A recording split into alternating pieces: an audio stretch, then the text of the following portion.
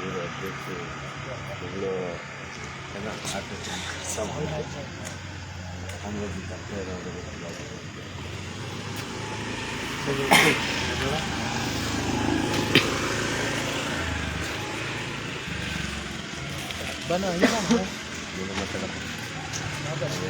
ಮಾತಾಡಿದ್ರೆ madam madam ಎಲ್ಲರಿಗೂ ನಮಸ್ತೆ. ನಾನು ಪ್ರಭಾವತಿ. ಇವತ್ತು ಸಾಯಂಕಾಲ 6 ಗಂಟೆಯಿಂದ ನಾವು 12 ಗಂಟೆವರೆಗೂ ಒಂದು ನಮ್ಮ ಉಳಿಮಾವು ಗ್ಯಾಸ್ ಬಂಕ್ ಹತ್ರ ಹೋರಾಟ ಮಾಡ್ತಾಯಿದ್ರಿ.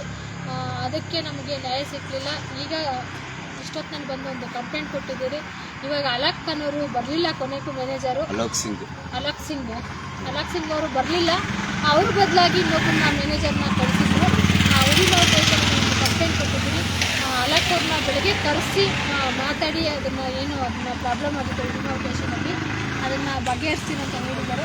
ಇವಾಗ ಇದು ಕಂಪ್ಲೇಂಟ್ ಲೆಟ್ರ್ ಕೊಟ್ಟು ಒಂದು FIR ಹಾಕಬೇಕು ಅಂತ ಇದ್ದೀರಿ.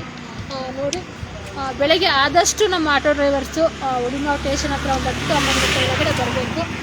ಏಕೆಂದರೆ ನಮಗಾಗಿರೋಂಥ ಪ್ರಾಬ್ಲಮ್ಮು ಒಬ್ಬರಿಗೆ ಅಂತಲ್ಲ, ಪ್ರತಿಯೊಬ್ಬ ಆಟೋ ಡ್ರೈವರ್ಗೂ ತುಂಬ ಕಷ್ಟ ಆಗ್ತಾಯಿದೆ.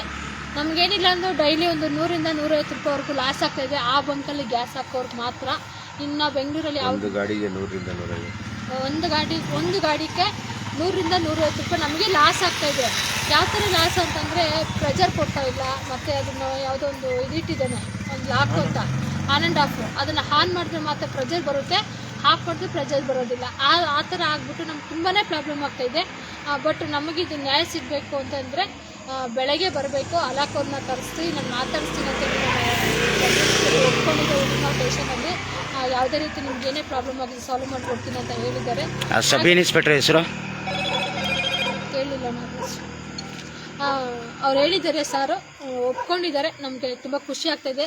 ನಾವು ಮಧ್ಯರಾತ್ರಿವರೆಗೂ ಈ ಗ್ಯಾಸ್ ಬಂಕ್ಗೋಸ್ಕರ ಮಧ್ಯರಾತ್ರಿವರೆಗೂ ನಿಂತಿರೋದಕ್ಕೂ ತುಂಬ ಖುಷಿ ಆಗ್ತಾಯಿದೆ. ಇಷ್ಟು ಜನ ನಮ್ಮ ಗಂಡು ಮಕ್ಕಳು ಸಹ ನಮ್ಮ ಸಪೋರ್ಟಿಗೆ ನಿಂತ್ಕೊಂಡಿದ್ದಾರೆ. ಇನ್ನೂ ತುಂಬ ಜನ ಇದ್ರು ಆಟೋ ಡ್ರೈವರು.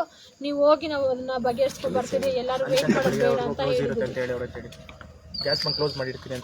ಅಲ್ಲಿವರೆಗೂ ಸಾರು ಸಬ್ ಇನ್ಸ್ಪೆಕ್ಟರ್ ಹೇಳಿದ್ದಾರೆ, ಯಾವುದೇ ರೀತಿ ಗ್ಯಾಸ್ ಬಂಕ್ ನಿಮ್ಮ ಹತ್ರ ಮಾತಾಡೋವರೆಗೂ ಕ್ಲೋಸ್ ಮಾಡಿ ಇಡ್ತೀರಿ, ಗ್ಯಾಸ್ ಹಾಕಲ್ಲ ಅಂತ ಅವ್ರು ಹೇಳಿದ್ದಾರೆ. ಹಾಗಾಗಿ ನಮಗೂ ನ್ಯಾಯ ಸಿಗೋಂತ ಇದು ಮಾಡೋಣ ಅಂತ.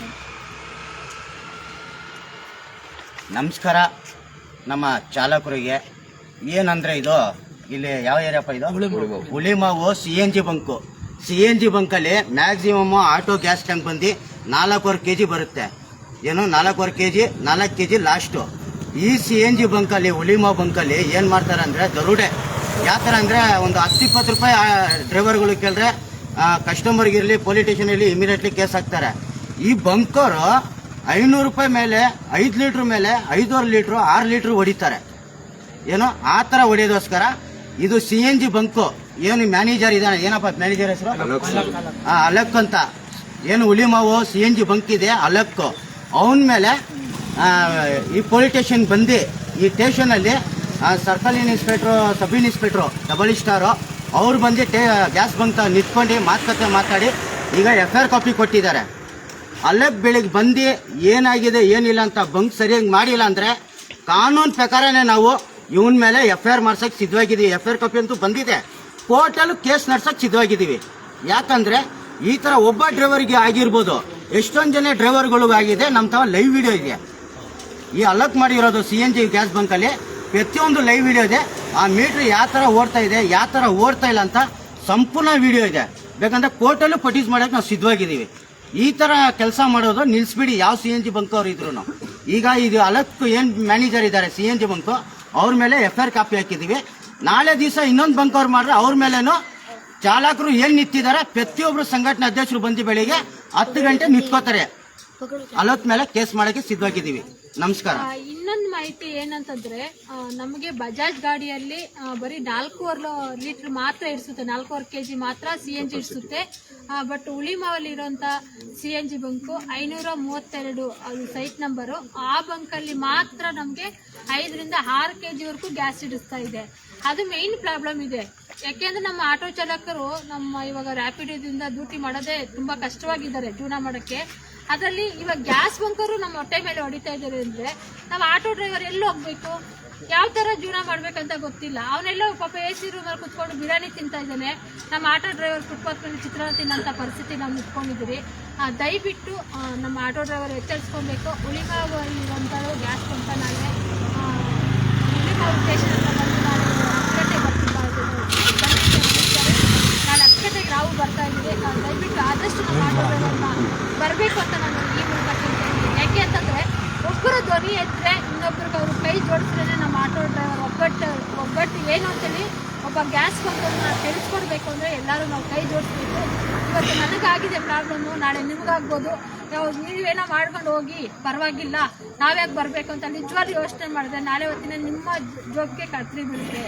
ಇವತ್ತೇನಾದರೂ ನಾವು ನಿಂತ್ಕೊಂಡಿದ್ರಿ ಮಧ್ಯರಾತ್ರಿಯಾಗ ಅಂದರು ನಾಳೆ ಹೊತ್ತಿನ ನೀವು ಬರ್ತೀರನ್ನೋ ಒಂದು ಇದರಲ್ಲಿ ನಿಂತ್ಕೊಂಡಿದ್ರಿ. ದಯವಿಟ್ಟು ಪ್ರತಿಯೊಬ್ಬ ಆಟೋ ಡ್ರೈವರು ಬಂದು ಇದರಲ್ಲಿ ಏನಿದೆ ಅಂತ ಗ್ಯಾಸ್ ಬಂಕನ್ನು ಕ್ಲಿಯರ್ ಮಾಡ್ಕೊಂಡು ಹೋಗೋಣ. ನಾಳೆ ಹೊತ್ತಿನ ಎಲ್ಲ ಗ್ಯಾಸ್ ಬಂಕರು ಯೋಚನೆ ಮಾಡ್ತಾರೆ, ಈ ಥರ ಏನಾದರೂ ಆದರೆ ಆಟೋ ಡ್ರೈವರ್ ಎಲ್ಲರೂ ತಿರುಗಿ ಬೀಳ್ತಾರೆ ಅಂತೇಳಿ. ಇದೇ ರೀತಿ ಏನಾದರೂ ಮುಂದಿನ ದಿನಗಳಲ್ಲಿ ಇದನ್ನೇನಾದರೂ ಎಚ್ಚರಿಸ್ಕೊಂಡಿಲ್ಲ ಗ್ಯಾಸ್ ಬಂಕರು ಅಂದರೆ ಇದ್ರ ವಿರುದ್ಧವಾಗಿ ದೊಡ್ಡದೊಂದು ಹೋರಾಟನೇ ಮಾಡಬೇಕಾಗುತ್ತೆ. ನಿಜವಾಗ್ಲೂ ಬಿಡಲ್ಲ. ಇಲ್ಲಿವರೆಗೂ 4 ತಿಂಗಳಿಂದ ಬರ್ತಾ ಇದ್ರಿ, ಹೋಗ್ಲಿ ಏನೋ ಬೈ ಮಿಸ್ಟೇಕ್ ಏನೋ ಆಗಿದೆ, ಸರಿ ಹೋಗ್ತಾರೆ ಹಂಗೆ ಹಿಂಗೆ ಅಂತ. ಬಟ್ ಎಲ್ಲ ಗ್ಯಾಸ್ ಬಂಕಲ್ಲೂ ಸರಿ ಮಾಡ್ಕೊಂಡಿದ್ದಾರೆ. ಬಟ್ ಇದು ಉಳಿಗಾವ್ ಟೇಸ್ಟ್ ಇದರಲ್ಲಿ ಮಾತ್ರ ಗ್ಯಾಸ್ ಬಂಕಲ್ಲಿ ಸರಿ ಮಾಡ್ಕೊಳ್ತಾ ಇಲ್ಲ ಅವರು. ನಾವು 4 ತಿಂಗಳಿಂದ ಇದೇ ಥರ ನೋಡಿ ಸಾಕಾಯಿತು. ಇವತ್ತನ್ನ ನಾವು ಕೈ ಎತ್ಕೊಂಡಿರೋದನ್ನ ಯಾವುದೇ ಕಾರಣಕ್ಕೂ ನಿಲ್ಲಿಸಲ್ಲ. ಇದನ್ನ ಗ್ಯಾಸ್ ಬಂಕನ್ನು ಏನೈತೆ ಅದನ್ನು ನ್ಯಾಯದ ಪ್ರಕಾರವಾಗಿ ನಮ್ಗೆ ಗ್ಯಾಸ್ ಕೊಟ್ಟರೆ ಬಚ್ಚ ಹೊಡ್ಕೊತಾರೆ. ಇಲ್ಲ ಅಂದರೆ ವಿರುದ್ಧವಾಗಿ ಹೋರಾಟನೂ ಮಾಡ್ತೀವಿ. ಮತ್ತು ನಾವು FIR ಹಾಕ್ಸಿದ್ದು ಆಲ್ರೆಡಿ. ನಾಳೆ ಅವ್ರನ್ನು ಸ್ಟೇಷನ್ವರೆಗೂ ಕಳಿಸ್ತೀರಿ, ಇಲ್ಲ ಜೈಲ್ಗಾದ್ರೂ ಕಳಿಸ್ತೀರಿ. ಆ ಥರ ಮಾಡ್ತೀವಿ. ನಾವು ಸುಮ್ಮನೆ ಯಾರು ಲೈವ್ ವಿಡಿಯೋಗಳು ಮಾಡಲ್ಲ, ಯಾವ ಡ್ರೈವರ್ಗೂ ನಾವು ತೊಂದರೆ ಕೊಡಲ್ಲ, ಯಾವ ಬಂಕ್ವರ್ಗೂ ನಾವು ತೊಂದರೆ ಕೊಡಲ್ಲ.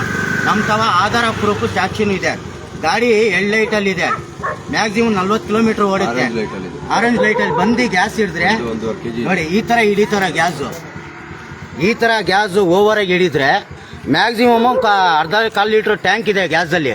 ಇಷ್ಟೊಂದು ಹೊಡೆದ್ರೆ ಎಲ್ಲಿ ಹೋಗ್ತಾರೆ ಡ್ರೈವರ್ಗಳು? ಮೊದಲೇ ಆಟೋ ಡ್ರೈವರ್ಗಳಿಗೆ ದುಡಿಮೆಗಳಿಲ್ಲ, ಏನಿಲ್ಲ. ಈ ಥರ ಇದೆಲ್ಲ ನಡೀತಾ ಇರೋದು. ಈ ಥರ ಮೀಟ್ರ್ಗಳು ಹೊಡಿತಲ್ಲ, ಇದೇ ನಮ್ಮ ಆಟೋ ಡ್ರೈವರ್ಗಳು ಮೀಟ್ರ್ಗಳು ಹೊಡೆದ್ರೆ ಇಮಿಡಿಯೇಟ್ಲಿ ಸೋಷಿಯಲ್ ಮೀಡಿಯಾದಲ್ಲಿ ವೈರಲ್ ಆಗುತ್ತೆ. ಆಟೋ ಡ್ರೈವರ್ 10-20 ರೂಪಾಯಿ ಕೇಳಿದ್ರು 20 ರೂಪಾಯಿ ಎಕ್ಸ್ಟ್ರಾ ಬಿತ್ತಂತ.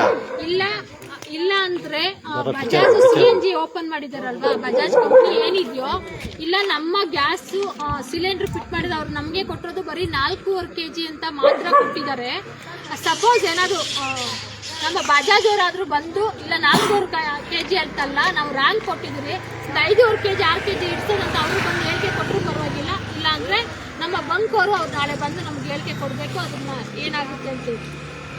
ಪ್ರತಿಯೊಬ್ಬರು ಚಾಲಕರು ಕೇಳೋದು ಒಂದೇ, ಯಾಕಂದ್ರೆ ಒಬ್ಬ ಡ್ರೈವರ್ಗೆ ಆಗಿದೋಸ್ಕರ ನಾವು ನೈಟಲ್ಲಿ ಬಂದು ಸಾಯಂಕಾಲ 6 ಗಂಟೆದ ನೈಟ್ 2 ಗಂಟೆವರೆಗೂ ನಿಂತಿದ್ದೀವಿ.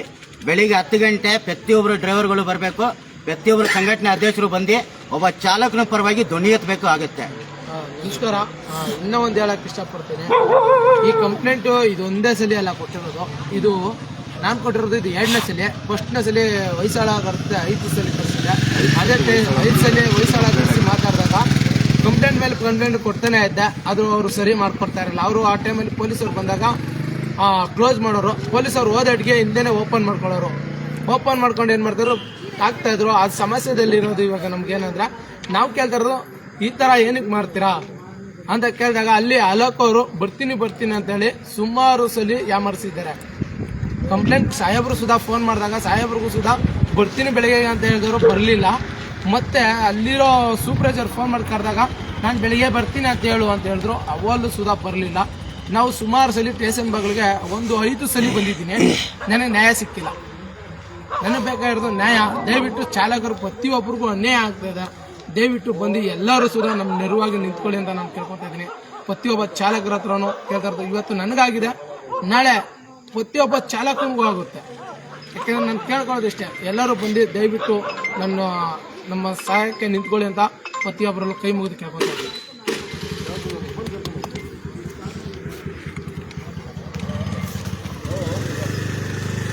ಊಟ ಆಯ್ತಾ?